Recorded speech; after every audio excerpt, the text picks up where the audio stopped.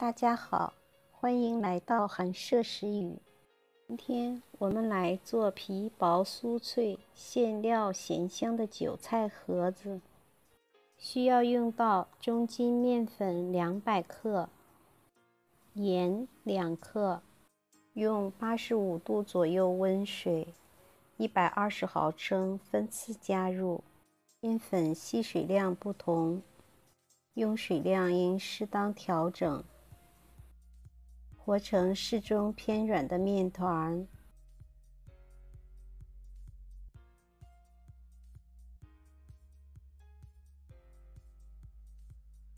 静置1小时以上。这个时候我们来做馅料。粉丝50克，倒入适量温水浸泡5分钟。韭菜130克，洗干净，控干水分，切碎，放入盆中，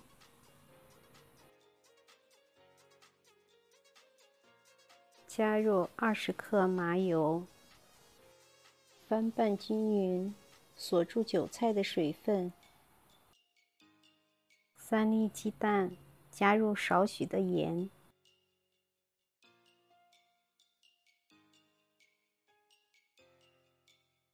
打散，起锅烧油，倒入鸡蛋，快速翻炒，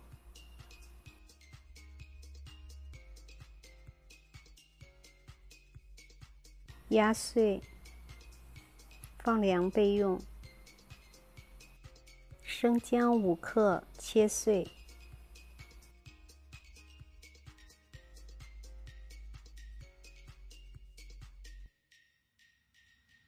直接倒入装韭菜的盆中。泡软的粉丝控干水分，切碎。切好后直接倒入盆中。放凉的鸡蛋倒进来，加入15克蚝油、五香粉3克、白胡椒5克、洗干净的小虾米5克，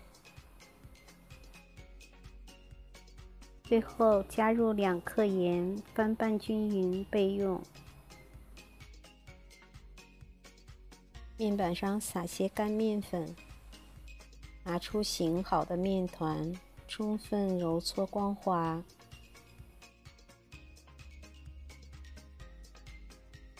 分成20克一个的小面团，撒些干面粉，防止粘连。盖上盖子，再次静置10分钟。拿出静置好的小面团，擀成均匀的薄片。调些馅料，放在面片的中间位置，整理一下。